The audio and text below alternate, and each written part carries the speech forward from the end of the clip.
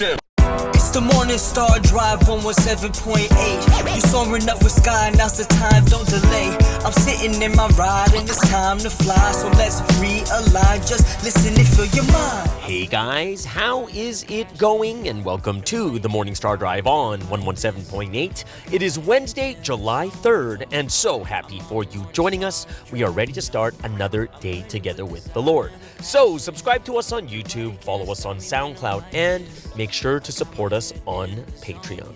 So today we have an exciting podcast for you. We have Health is Happiness, Evangelism Scripts Word Study, and of course commentaries, updates, and news on what is happening around the world in this history today.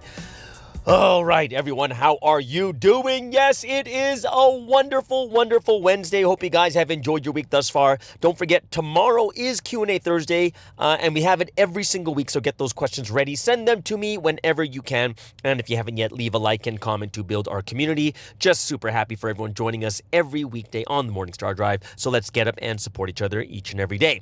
Now, this week's Sunday message title is The Eternal World is Determined on Earth. God and the Holy Spirit help you every day. Okay, everyone, it is the midweek. It is hump day. And we know we're exactly in the middle. Hope you guys have had a graceful and awesome week, gone through ups and downs. For me, you know, it's been a week since my friends from America have visited. My heart and mind is ready again for some more friends to visit in the next 2 weeks from Taiwan and Korea. I think Australia, someone's going to be coming too. But I think from mid-July, for about 2 weeks, it's going to be pretty hectic again. But I am very thankful. And I am very grateful that I can use my experience in tourism and laziness to help others recover their physical strength and spiritual strength. You know, it's cool because it just feels like people are taking advantage of me staying here. They're not like taking advantage of me in a bad way. It's more of they're taking advantage of the situation that I am here. And, you know, I think it's something that we would all agree upon. It's just way easier to go to a foreign country that you've never been before if someone you knew was there. It makes things so much easier, right? So I am happy to be taken advantage of. Absolutely, guys. So any of you guys are planning, just let me know. I would love to help you as much as I could. Of course, you know, even when my friends are here, there are sometimes it's crazy busy because, you know, I have my internet ministry stuff to do, especially on Tuesdays and stuff also. So I'm happy to be taken advantage of. Oh, by the way, if you guys listening to this podcast today, it might sound a little different. And the reason is because I am actually recording inside my car right now, right? So I'm recording inside the car because I'm not sure what it is, guys, but today I really felt like, what's the word? I felt really like stuffy staying inside the house. So I left my house from like 9:30 in the morning. And I've just been out all day. I went to a cafe. I went to a bubble tea place only because I just wanted to I'm not sure if you guys have ever had that before where you're just kind of stuck, right? And, you know, this is one of the things, especially when it comes to, you know, where I live, it's not actually my house. I'm living with a friend and stuff too. They have 2 dogs and stuff. And it's just when it's not your place, it's different, right? It's not actually the same. So it's not like, oh, this is my home kind of thing where you can just kind of relax, you know, sit outside and, you know, not be conscious of like what else is going around you. So I'm just saying that it's just not, when it's not your home, it's not the same. It just doesn't feel the same and stuff like that. So I am recording inside my car because I've been out all day. I brought my recording equipment out with me just because I knew that if I come up with more ideas and if I have all my everything ready, I know that I will be able to definitely record while I'm out here. And I'm very grateful and thankful that I have all my equipment. And now that, like, you know, you guys know that from about 3 months ago, I switched my equipment from that really, really big mic and I donated it to Pastor Baker.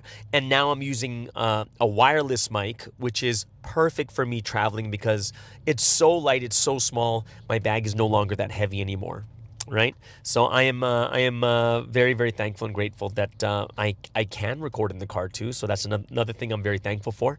Oh yeah, and to get back, I kind of said this in between, but I talked about people taking advantage of me being here in a good way, right? And I think the one thing that's really good about the group of friends that I know, whether it's in Korea, Taiwan, Japan, wherever it is, most of my friends are either pastors or they're full timers. They've been basically they're like stars, or they're people who've been just running for Providence their entire life. And one thing that I do think is a definite must for all people running full time is they need that chance to recover and revive their energy before they go and run again, right?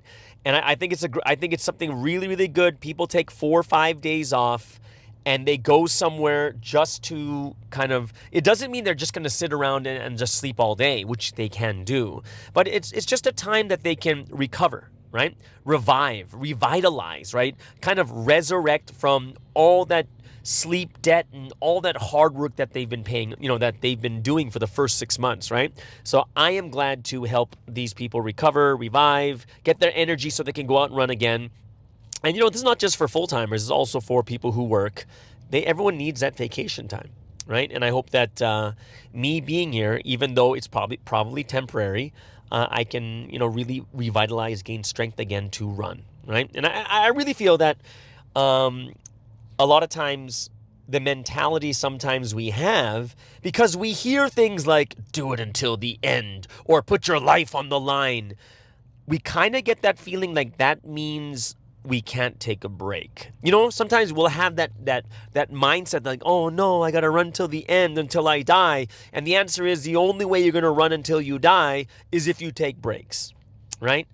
A lot of leaders won't take their breaks. They'll be running for 2-3 years straight. And then from that point on, they're so burnt out, they can't do anything else anymore, right? So I hope that this is a very important thing and that people really be able to do this too. That's what I'm really hoping for. So, let's not just run without looking back or forward. And what does that mean?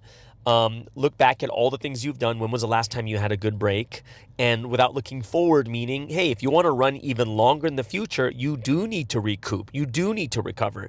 And we need to rest so that we can continue to run for the long haul, not just for the short term.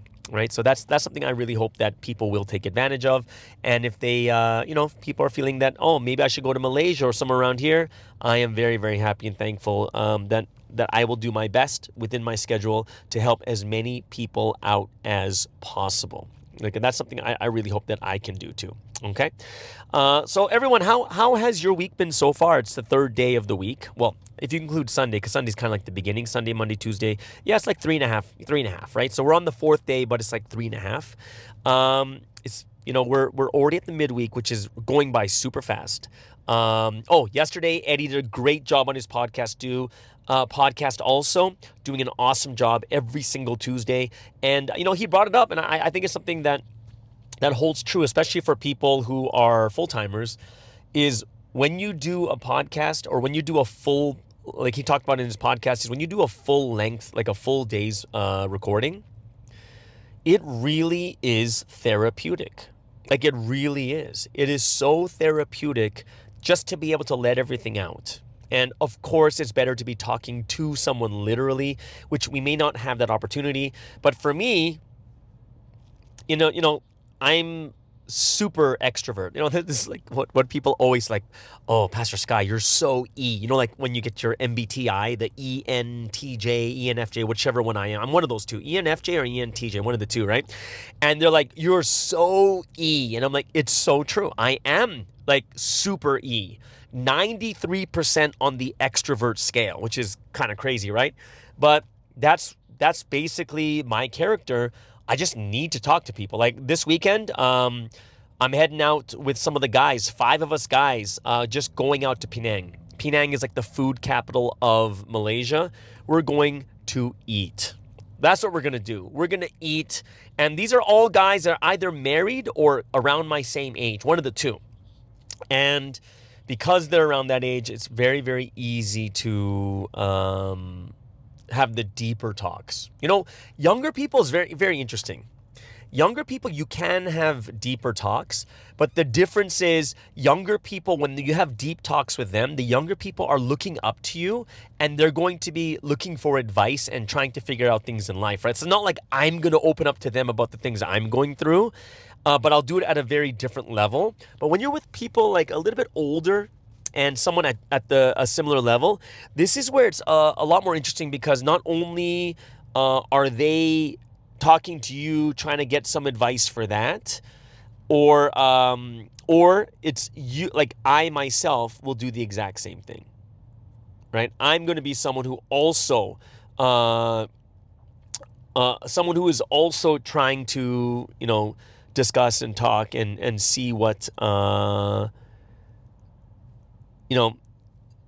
see if I can get advice or see what they've gone through too, as a man with more with experience and such too in the same areas. So, yeah, for me, I think I can't wait for this trip, because we're gonna be driving there. It's 4 hours there, which means 4 hours of just bro time, talking in the car and stuff like that too.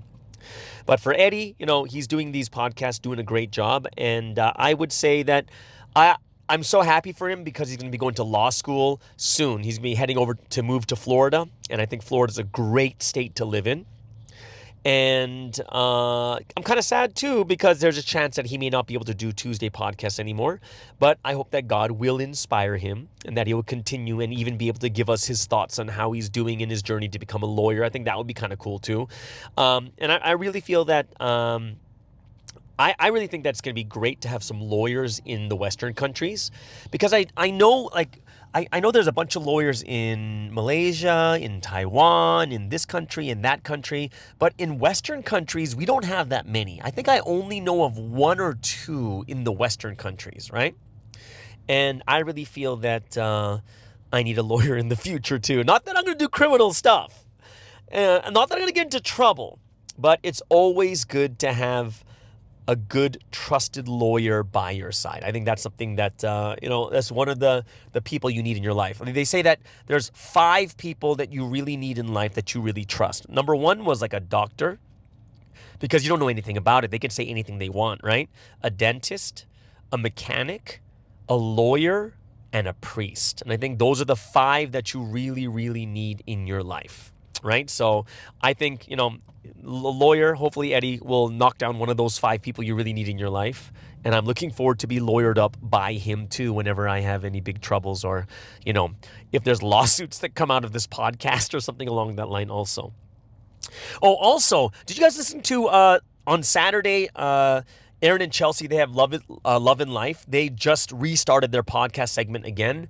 And, they're a brand new blessed family couple going, just talking about the struggles and the difficulties and what's going through their hearts as being a new couple and a new family. Just had their baby boy like 3-4 months ago. So I am excited, because I met Chelsea and Aaron a few months before they gave birth, right? And I can't wait to see their baby. I can't wait. And I'm sure, well, I've seen pictures already. Baby is adorable, as all babies are. But, this is a blessed baby, second gen. And actually, I do want to talk about, today's evangelism scripts. I am going to talk about second gen today. I'm mainly talking about like Christian second gen, but I'll talk about second gen in general, how to do an evangelism script to what to say to a second gen Christian, or you can even use it for a second gen Providence person too. But I'm very thankful for Aaron and Chelsea.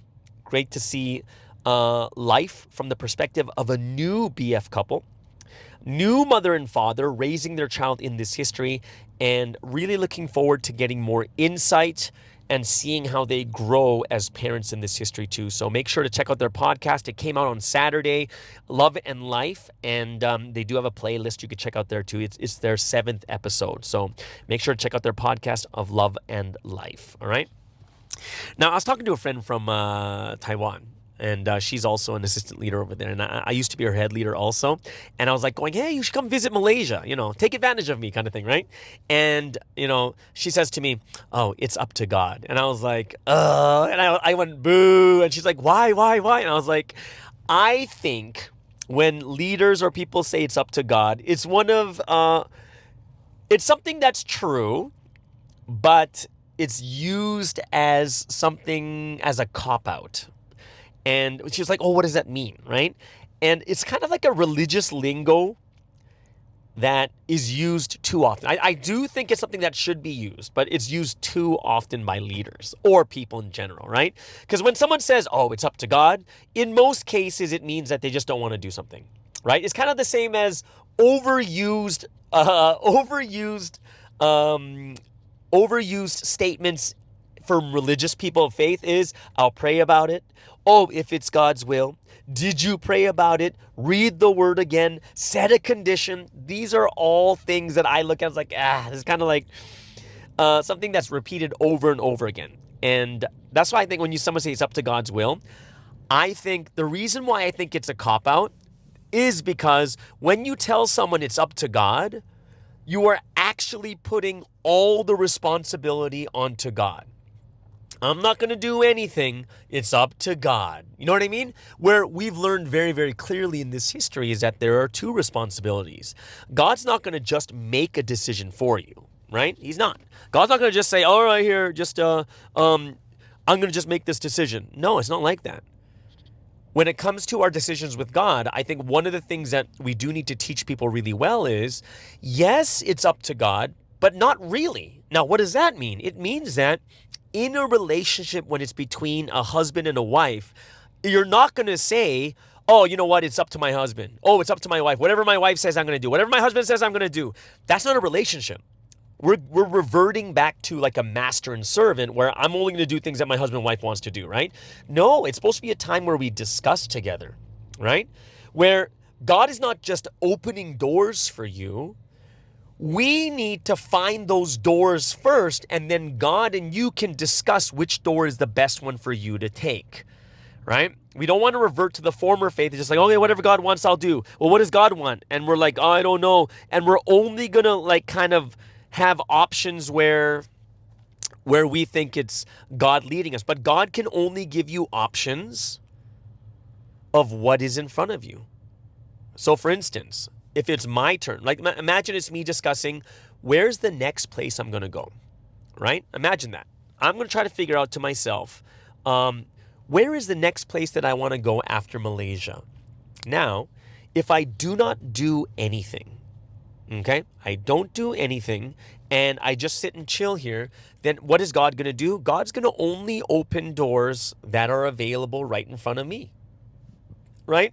So someone someone might say, hey, what about this or what about that? And those are the only options I'm going to have because those are the only options that are in front of me.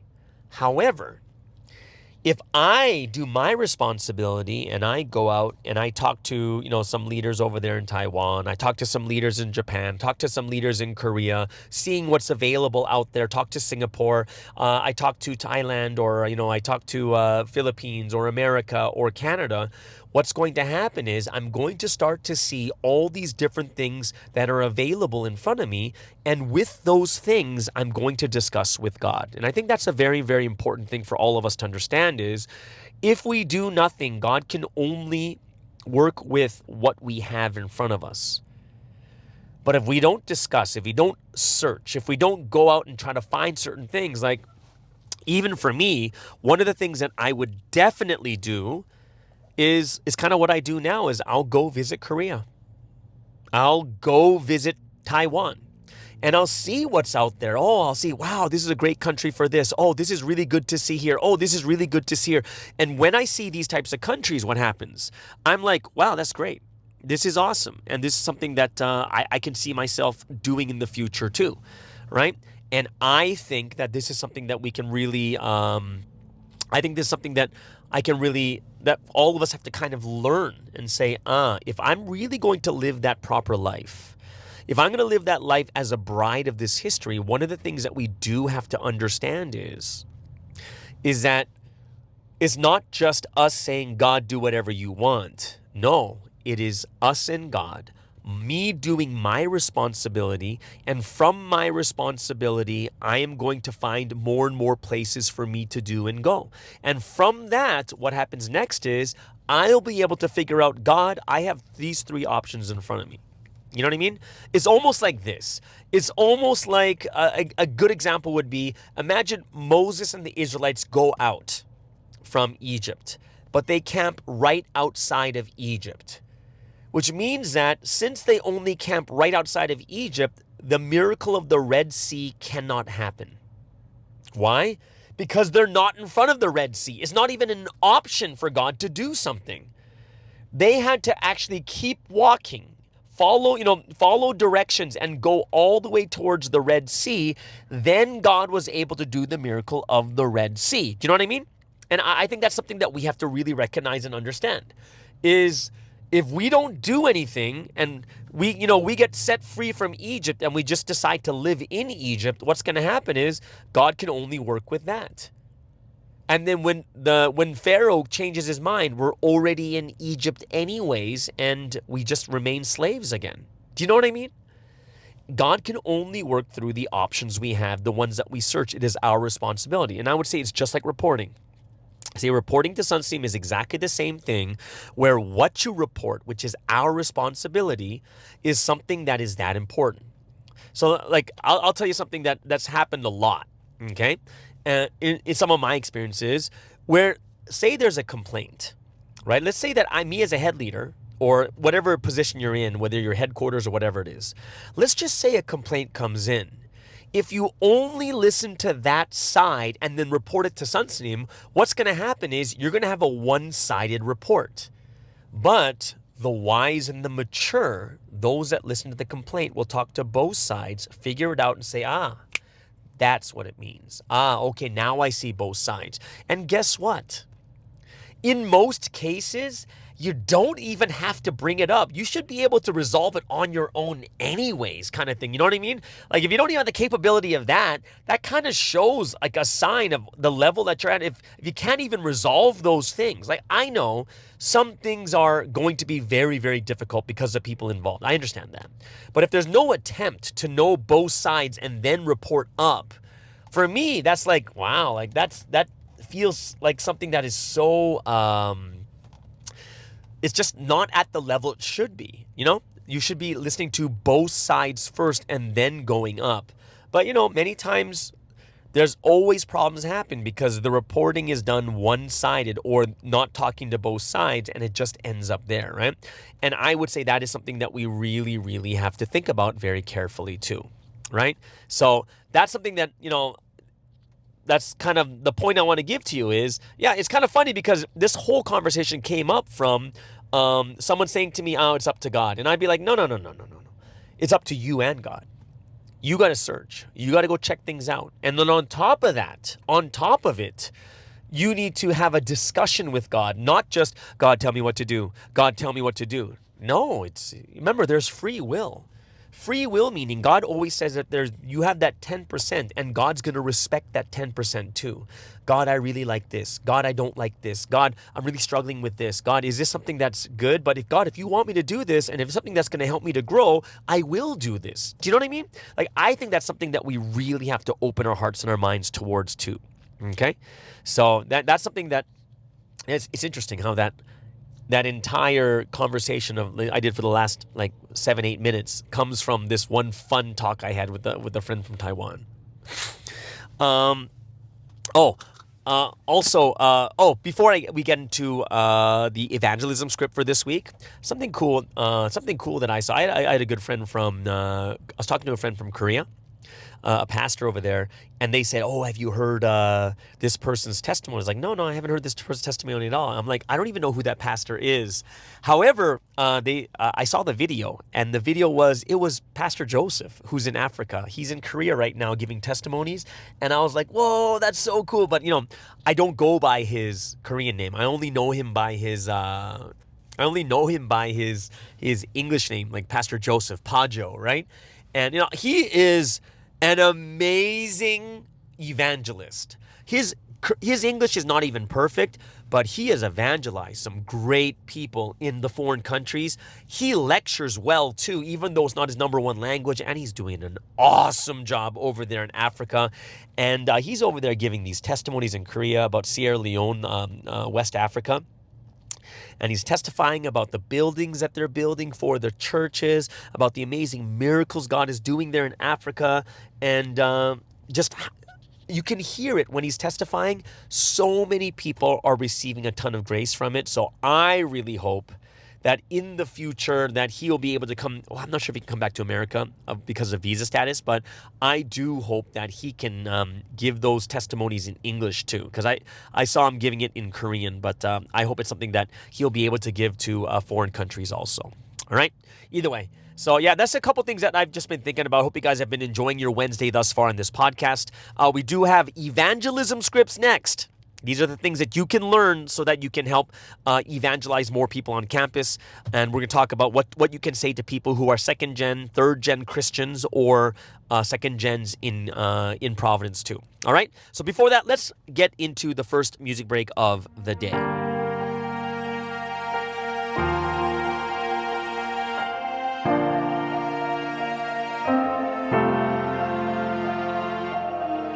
Just like the rest, I walked in death, not knowing the value of a single breath. My pride was the biggest prize I had to protect, walking around high and mighty, sticking out my chest. Calling the shots like I know what's best, living how I like, but I piled up a debt. Outside's alive and aware the inside is dead, and suddenly truth shine just like the dawn. All things in life I knew 0%, then I realized how far I was gone. Wasn't right about anything, I was dead wrong. Everything thought to be reality was a fallacy. My life wasn't great, it was a tragedy. All I knew was fake, I thought I'm losing my sanity. All the while gazing at me was the Trinity, looking with love, grace, and mercy. Patiently working consistently with me, and eventually brought me to the new history. I learned about someone new whom they used. He worked with heaven and I learned his stories. He is living proof that the Bible's words are true. On the scene at 15, splitting every single seam. God's words flow from him like he's a stream, preaching to the point that even his throat would bleed. The most impressive person I have ever seen. Him speaking the truth revealed everything to me. Parables, Holy Son, soul entity, spiritual universe. Frankly, I don't think he's done. He's taught me 1,000 tons, too much for a single verse. This is so amazing to the point I may burst. I'm sure he's the one the Bible said would come. Where else would this earth-shattering word come from? Then I really realized he is the Messiah, sent to the world and raised humanity a level higher. Didn't come to destroy, but the word is the fire. Amen to the very end, my faith won't expire. He's been going 79 years and hasn't tired. Due to that condition, the greatest blessing we've acquired. Between him and the Trinity, that time was finally captured. I'm sure now that they got their bride, nothing can match her. Rapture, that's what we received. Was evangelized, lectured, managed, now I believe. Never knew this was something I could achieve. Your blessings really flow endlessly. I promise you, I'll never leave. So I'll stay with you to the death of me. With you I've fulfilled my destiny. Now I'll reboot, give you the best of me. Offering my youth, running even faster. For me and so many, you're not just a pastor. You're the shepherd over all these pastures. King of kings, Lord of lords, that's for sure. We're a perfect match, a hand and a glove. The atmosphere in the air is full of love. Came from above to hold the banquet. So I'll GGG eternally for 316. Just cause I was swept into the net of the word, heard and learned, doesn't mean it's over yet. I really need to look at myself and reflect, line up against God's perfect law and check. All my flaws need to be resolved. Be bold to slanderers when I try to call. Like him, I'm thankful for tribulations, cause I didn't fall. With the rapture, I'm standing tall. The love they give is truly priceless. If I'm not with the Lord, life enters crisis. Without him, I'm a ship that's wrecked to pieces. So I'll always eat the word. Box of Reese's, stick to him, red blood cell and Rhesus. I praise God for sending Son, sing him, and Jesus. He had a plan for them before they were a fetus, to reveal to the world heaven's deep secrets. With his name, bring the pain, breaking Satan's noses. With the Lord's condition, let's show him a comatosis. While looking at heaven, never losing focus, conversing in our thoughts every single moment. Then a spiritual rapture will never be stolen. If you only see strife, come see what peace is. If you want to know heaven, come and see this. If life were an essay, this is the thesis. Rapture, that's what we received. Was evangelized, lectured, managed, now I believe. Never knew this was something I could achieve. Your blessings really flow endlessly. I promise you, I'll never leave. So I'll stay with you to the death of me. With you I've fulfilled my destiny. Now I'll reboot, give you the best of me. Offering my youth, running even faster. For me and so many, you're not just a pastor. You're the shepherd over all these pastures. King of kings, Lord of lords, that's for sure. We're a perfect match, a hand and a glove. The atmosphere in the air is full of love. Came from above to hold the banquet. So I'll GGG eternally for 316. Remember, this wasn't given for free, so always hear the word and do good deeds. Praising those that saved us is an amazing thing. And live with them in love, 1 John 3:18. Be like him, always run on God's team. If you live like him, you'll surely succeed. Believe him, absolutely, and gotta let you pass. If you want the greatest salvation, walk this only path. All right, so let's get into our Evangelism Script Wednesday. And this is something that a lot of people have been telling me that it is very, very helpful. And like I said, the whole purpose of this Evangelism Script Wednesday, I was thinking about, the reason why I came up with this is because I was thinking about the times that I go to evangelize, and I have these scripts in my head ready to go. So when I meet people who I think are ready, I'll give them one of these scripts, and it's a lot easier to evangelize them, or at least get them to study their very, very first lesson, right? So today, I'm going to go over a certain type of person, a specific type of person, which is a second gen, or you can say third, fourth, fifth, sixth generation, or like someone who's been born in Christianity, or a second gen in Providence. Like, what can we say to them to help them to understand their importance? Okay, so this is going to be the script that I use for second gen Christians, and second, third, whatever, born in Christianity or second gen Providence people. Okay, so the question I give to people is like, why are the people born in Christianity, why are people born in Providence so important to the history? Okay, and I'm going to go over two big reasons. And the first one is to be born in the faith. You will have one of the most important parts of faith already taken care of. And what is that? It is the age-old question that people always ask is, believing in God. How do I believe in God? And this is one of the most hardest things, because believing in God is not easy. He is invisible. You can't hear him. Believing in God, like for a lot of people who don't believe in God, they're kind of stuck like, well, can you prove it? How do I know it's for real? How do I know it's just not myself? But for those of us who are born in faith, it is innate. It is part of our life from birth. We believe that God exists. We have no issue with this topic, and this is the first step of having faith. It's believing in God, to know that there is an invisible creator that cannot be seen or heard audibly, almighty, all-powerful, omnipotent, omniscient, the person that comes up with our morals and ethics, someone who is higher than all of us. This is the first step in faith, right? Just like in the beginning, all the prophets and even Jesus point to a God, a creator, almighty, all-powerful. People born in faith do not need to struggle with this most difficult concept. When others don't have faith, they're going to ask you for proof. They're going to ask you for 100% proof. We just can't give it. We go by faith from our experiences, from the miracles and signs that we've seen in our life. Having faith in God is something that people will struggle with if they are not born in faith. And this is something that we have to understand is believing in God comes before even believing in the Bible and Jesus. That is the first step. Now, it's funny for all of us, especially when it comes to people born in faith, when people ask us why we believe, interestingly, our answer is we just do. That's it. It's normal. It's natural.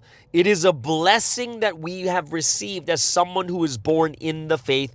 We do not have to struggle with this. And I say that is first and foremost, the big blessing that we received as someone who is a believer in faith, right? Born in the faith. Now, the second reason I think is the most important one, and I would say this is the hereditary blessing. One of the things that we forget and we don't understand as well, especially for people who are born in the faith, is the generational or hereditary blessings we receive from our ancestors. And they'll say to us like, what does that mean? If you look at Exodus chapter 20, verse 5 and 6, of course, this is a time where this is the chapter of the 10 commandments. But in chapter 20, verse 5 and 6, what it says is, "For I, the Lord your God, am a jealous God, punishing the children for the sin of the parents to the third and fourth generations of those who hate me." So you're like, oh my gosh, he's punishing us. But on the flip side, verse 6 says, "But showing love to 1,000 generations of those who love me and keep my commandments." God is someone who favors and blesses those because of their ancestors. If you come from a godly generation, if you come from people of faith, the next generations are blessed not because of what they did. And the answer is, you actually haven't done anything. You have been blessed because of your parents, your grandparents, your great-grandparents, and your great-great-grandparents. And like I said, this is also one of the reasons why second gen is so important to Providence. They are starting at a higher level than everyone else because of their parents, because of their genealogy. Look at Acts chapter 3, verse 25. It says, "And you are heirs of the prophets and of the covenant God made with your fathers.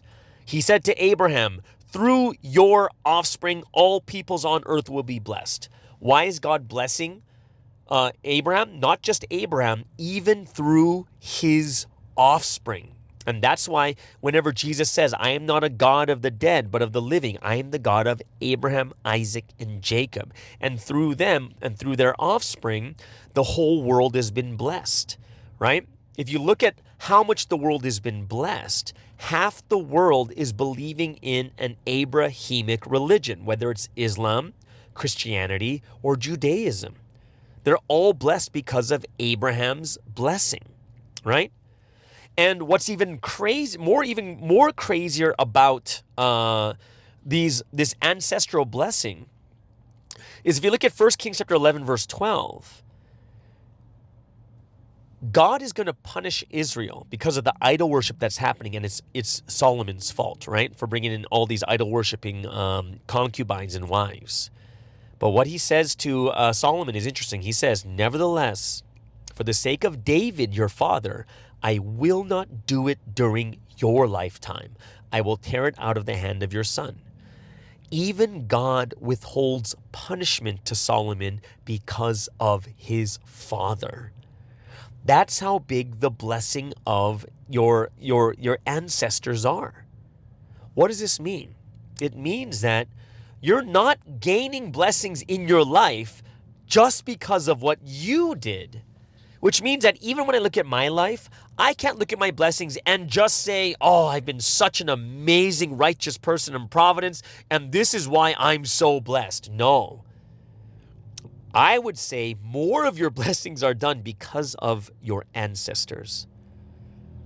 Like I told you guys before, why am I blessed? And the more and more I hear about my grandfather, the more I know that I'm not blessed on my own. My grandfather was a pioneer. He from what my relatives remember, there's a minimum of 23 churches that my grandfather pioneered in Sunsteam's region. Right? That's why we're blessed. Right? And you have to understand is not just because of what you did. It's because of what your ancestors did. And you have to understand, as people who are born in this history, born as a Christian, you are already starting on a higher plane, even when you did absolutely nothing to deserve it, right? And like, how can I compare this? It's easy. Compare it to, look in the physical world, right? Because you can know the spiritual world. Hebrews chapter 8, verse 5 tells us that the spiritual world the physical world is a copy and shadow of what is in heaven. To understand the spiritual concepts, you need to understand the physical concepts, right? So look at the physical blessings like riches and wealth. There are those that are born in a rich family and those that are born in poor families. Is there a difference of how they grow up? Absolutely. Absolutely. If you're born in a rich family, you have enough. You don't go through the stresses of not having money. When you're in a poor family, you're not only just going through the stresses of life itself, but being poor, you're going through an extra stress. You're being blessed and cursed. You're put into a situation that is higher or lower depending on what your ancestors did, and you did nothing to deserve it. You did nothing to deserve to be poor. You were just born. You didn't ask to be born in a poor family. Right? Everything is, you don't deserve to be rich and you don't deserve to be poor.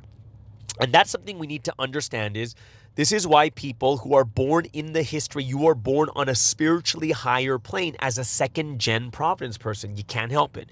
You are born at a higher level, even spiritually, for the former faith, being a third, fourth, fifth, 10th generation Christian. And you've done nothing to deserve it. And what you need to understand is God has higher expectations because you have been given more from birth. That's just the way it is. God has been planning your birth, a birth from righteousness, even before you were born. In Jeremiah chapter 1, verse 5, what does it say? Before I formed you in the womb, I knew you. Before you were born, I set you apart. God knew you before you were born. And that's why Sunsim even says, from generations before, God has been planning you. You have been planned. You have been set apart for the purpose of God. God has been waiting for you to fulfill his plans. Do you really think that all people are really that equal on the earth from birth? And the answer is, we kind of are, but we don't start at the same level. And we all know it's true. We are not all equal from birth. We are equal with our decisions. We are equal with what we do. But we're not really equal from birth. Some people are more blessed than others. What about people, like we talked about before, people born in richness, people who are born in poverty? There's a difference between the two. Someone, when it comes to the physical, let's just say money itself, when you start from scratch and you're doing it only based on your own merits and actions, there's only so much you can do, and it takes much longer for you to become that much more rich, right? But it's completely different from people who have been financially blessed by their ancestors. Because think about it this way. We're all starting at different points of financial status, right? And the people who are rich, they're going to already have millions, and if they work hard, they'll make billions. People who started off with hundreds of thousands, if they work hard and because of that blessing, they'll be able to make millions.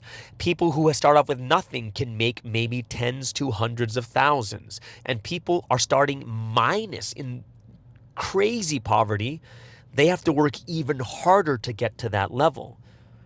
The starting point, just as the starting point of your financial wealth is different from person to person in this world, looking at yourselves too, also the starting point of righteousness. The righteousness you were born with is different from person to person. We all start at different points of blessing, not because of our own merit, but because of our ancestors. So when God sees those who are born in this history, born into faith, it's kind of like Job. How so? Job was such a righteous man that even when Satan came to God and said, hey, let me test him, because what I know is that Job only has faith in you because you blessed him. And God was so confident in Job. He says, sure, go ahead. Just make sure you don't touch him. And Satan took everything away. But God says, no, I trust him. And in the same manner, God too,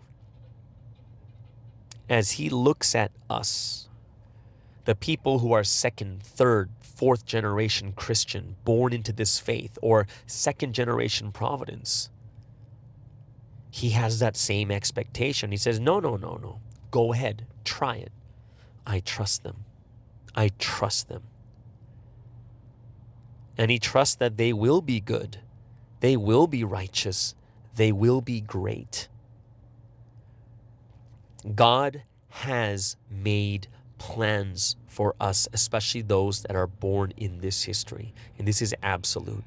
God has made plans to keep you in his presence. God has made plans to do great things through each of these generations, whether you're going to be a pastor, whether you're going to be a missionary, whether you're going to be a blessed family, whether you're going to be someone who's going to be wealthy physically to help provide, whatever it is.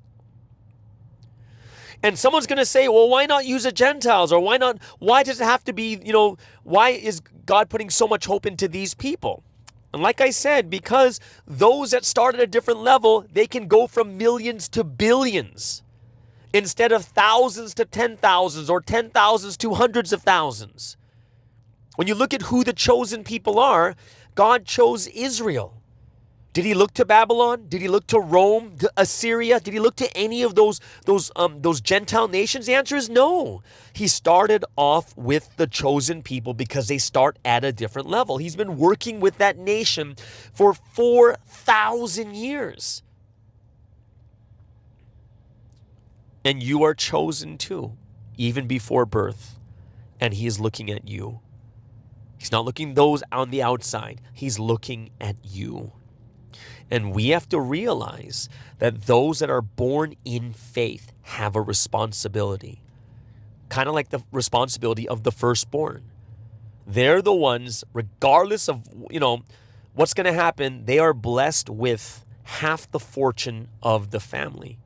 Back in the Old Testament time, the firstborn gets half and the rest of the children split.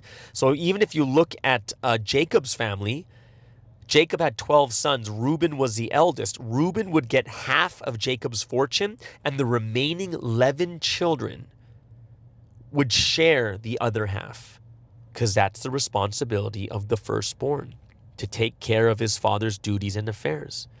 And regardless if you feel it or not, that is the responsibility of the firstborn. That's the responsibility. The level is different. We can do much more. It may take more time. But if we don't do it, and we're at a higher plane, and God has to use the Gentiles like what he did at the time of Jesus, where his own people could not receive, so he had to go out to the Gentiles, it takes more time. The level's not as high. God needs those that are in Christ to get up and do what they're called to do. And that is us. And this is why you need to learn about God. You need to know, I'll say one of the weirdest things that you'll find, especially in the former faith, you'll see a lot of pastors' kids, we call them PKs. They know nothing about the Bible. They've never even read the Bible once. They actually become really bad. We need to learn. We need to learn. Just as John chapter 17, verse 3 says, what is salvation is to truly know Christ, is to truly know Jesus, to know God. And this is why we need to dive deep into the words. And then I'll tell them to start doing Bible study. All right? So there it is, guys. That is kind of what I would use as a general intro for people who are born in the faith. And we need people to understand the responsibility. The responsibility is not about, do I want to do it or not? Responsibility is responsibility. And we have to reach that type of level, right? Whether it's for second gen in Providence or for people born in Christianity. And that's the one that I would use. And that's the lesson that I made using the 30 lessons. I'll come up with these lessons because these are all things that, we'll realize as we move along the way. Okay? So there it is, guys. That is today's evangelism scripts. Hope that's something that helps you. If you, study it, go over it over and over again. I do think that I'm going to be using all these scripts and putting it onto my Rebel Pastor YouTube channel so that you guys can take it out and just use it by itself. But that is something that I really, really want to share with you guys too. Okay? So there it is, guys. That is today's evangelism scripts. I hope you guys really enjoyed it. Without further ado then, before we get into Health is Happiness, let's get into our final music break of the day.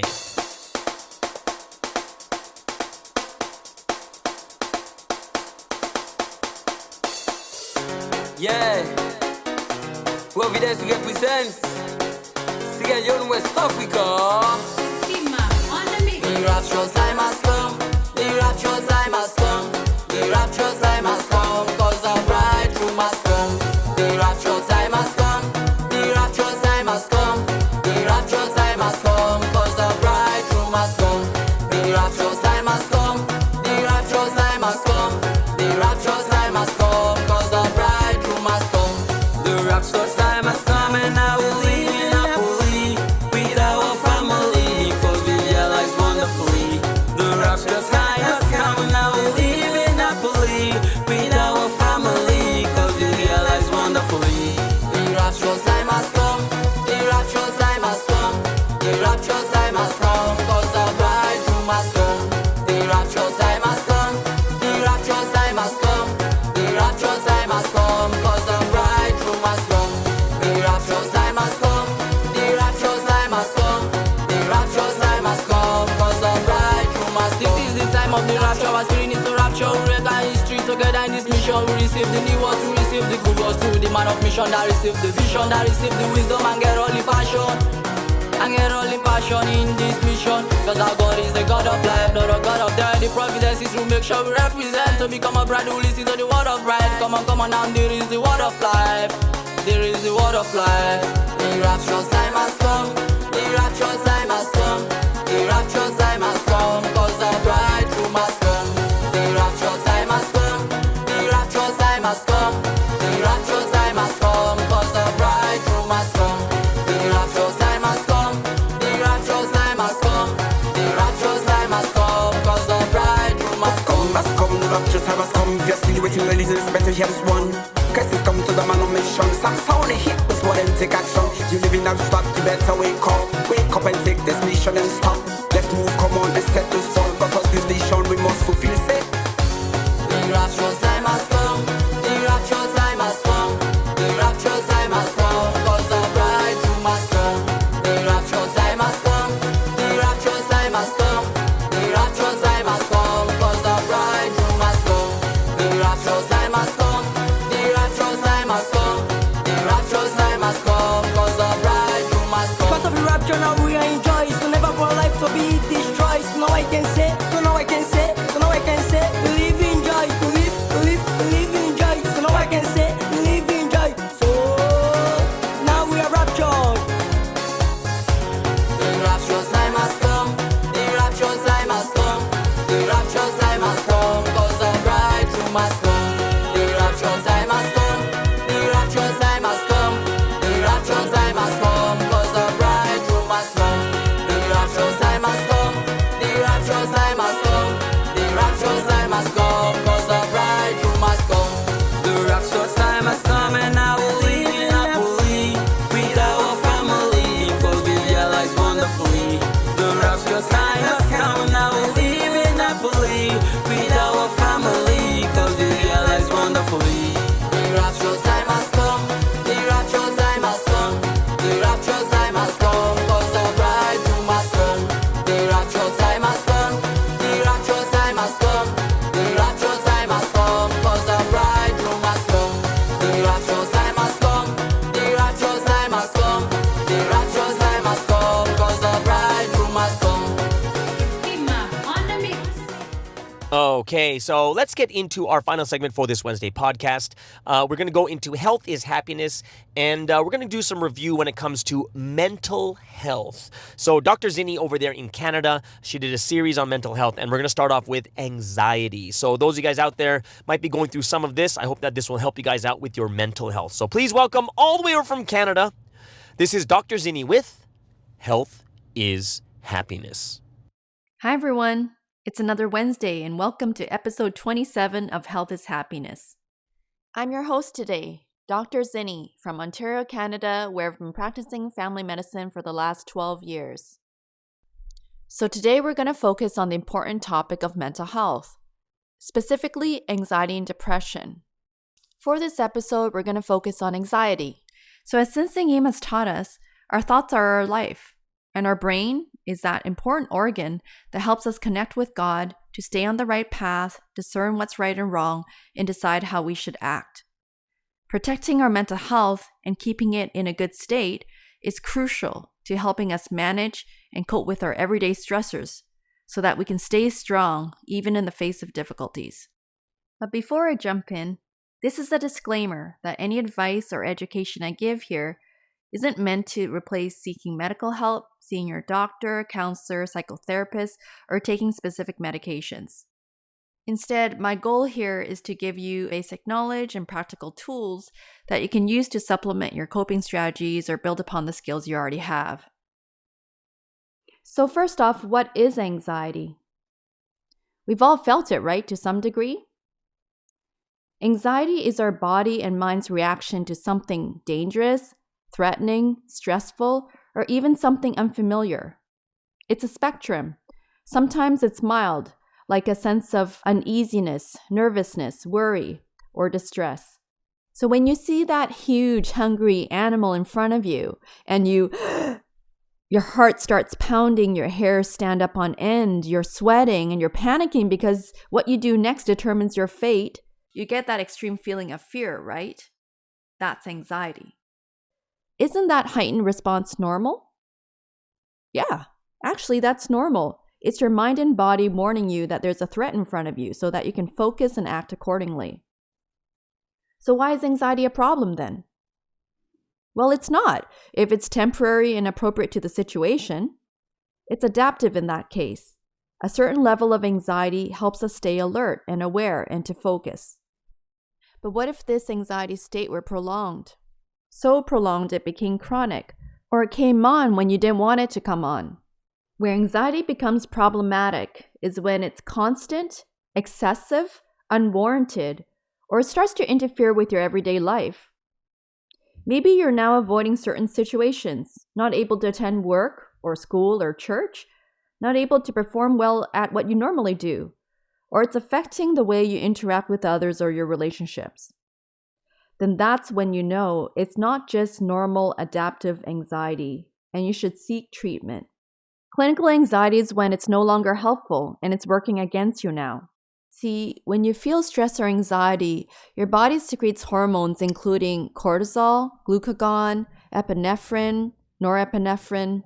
These cause your heart to beat faster than normal in order to supply enough blood to the muscles, heart, and other vital organs to deal with the threat or the stressor. Your pulse and your blood pressure go up. You start to breathe much more rapidly in order to take in as much oxygen as possible with each breath. The extra oxygen sent to the brain increases alertness, so your sight, hearing, and senses become sharper. Meanwhile, the epinephrine and glucagon triggers the release of blood sugars and fats from temporary storage sites in the body. These nutrients flood into the bloodstream, supplying energy to the necessary parts of the body. But these reactions are not meant to be prolonged or constant. If your anxiety or stress is long-term, the constant cortisol and glucagon being secreted can cause elevated sugars, increase your appetite, cause weight gain, and fat buildup. The constant elevated blood pressure and pulse rate can cause damage to the blood vessels and lead to hypertension or increase your risk of heart disease and stroke. The sympathetic fight-or-flight response also suppresses the digestive tract, so that you end up with stomach pain, nausea, and digestion issues. Your body and mind are constantly in overdrive due to the adrenaline, so you feel exhausted. So you can see how chronic anxiety can manifest itself as a host of daily physical symptoms. Today, I'm going to review some practical techniques to overcome feelings of anxiety and even panic attacks. This is by targeting the two parts of anxiety we know. First, we have to gain control over the physiological response of anxiety. Second, we have to correct our thoughts related to anxiety. So first is gaining control over your physiological response. You have to recognize the signs and understand how the body is reacting. Then you won't misinterpret it. When people are having anxiety or a panic attack, their heart pounds to bring more oxygen to their tissues. They start to hyperventilate in an attempt to get more oxygen to their bodies. But then they sense their palpitations, their rapid heart rate, and their shortness of breath, and they may begin to think that they're choking, having a heart attack, or about to die. They may think they're losing control over their bodies or are going crazy. These are characteristics of a panic attack. The problem is, these thoughts escalate the anxiety further and the physiological responses amplify. So it becomes a vicious cycle. So the key is to break the cycle, and the first step is to slow down the breathing. When we hyperventilate in an attempt to gain more oxygen, we end up blowing off carbon dioxide, CO2. And if this happens for too long, you'll end up blowing off too much CO2, causing the pH to rise in your bloodstream. And this actually causes narrowing of the blood vessels and less delivery of blood to your brain and your extremities. That's why in hyperventilation, you end up getting lightheaded and dizzy. You also get numbness and tingling around your mouth, in your fingertips and your toes because of a shift in electrolytes and because you're not delivering enough blood to these distant sites. So understanding this, you can acknowledge that the heart pounding, rapid breathing, and other signs are the body's physiological response to anxiety. Then, the key is to slow down the breathing so less carbon dioxide is expelled. That is the basis of why people breathe into a paper bag, in order to increase CO2 levels by rebreathing exhaled air. A slower breathing pattern is normally associated with feeling relaxed, so that feedback to your brain helps you feel more relaxed, and that in turn dampens the downstream effects of hyperventilation and de-escalates the cycle. There are a few ways to achieve slower breathing, and I'll review with you the 2 techniques I find most effective. One is called the physiological sigh. When we sigh,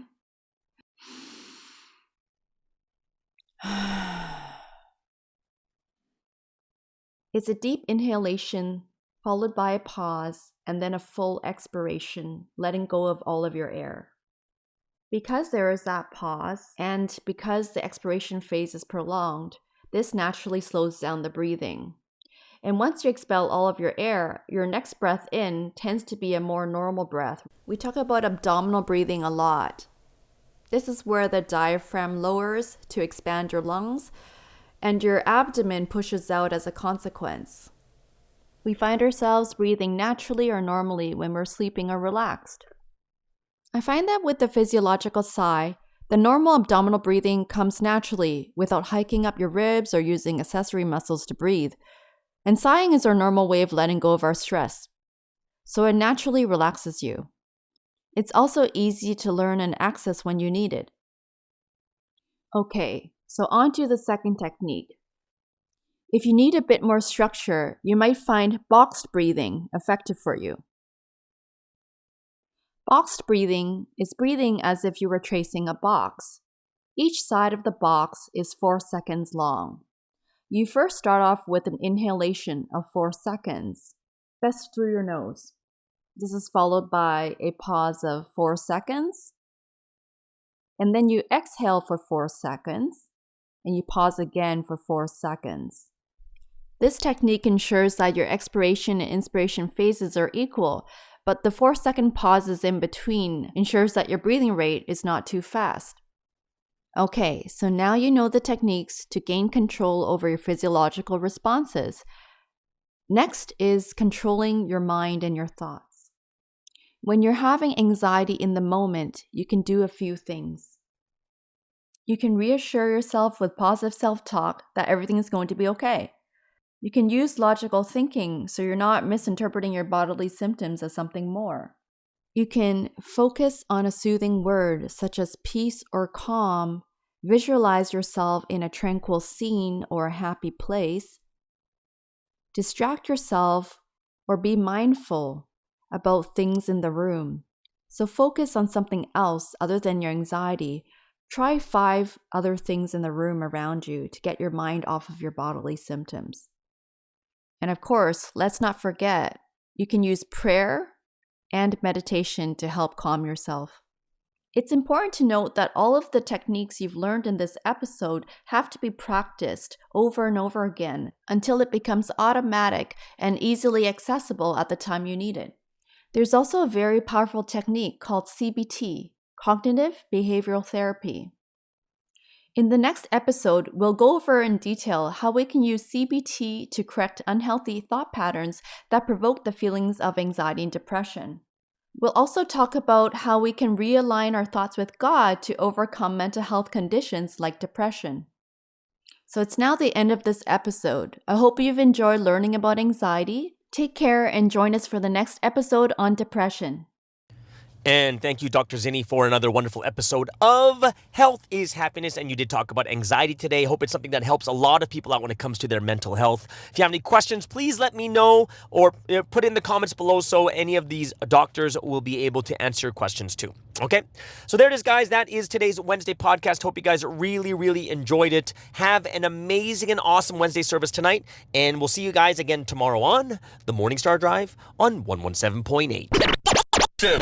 It's the Morning Star Drive 117.8. You soaring up with sky, now's the time, don't delay.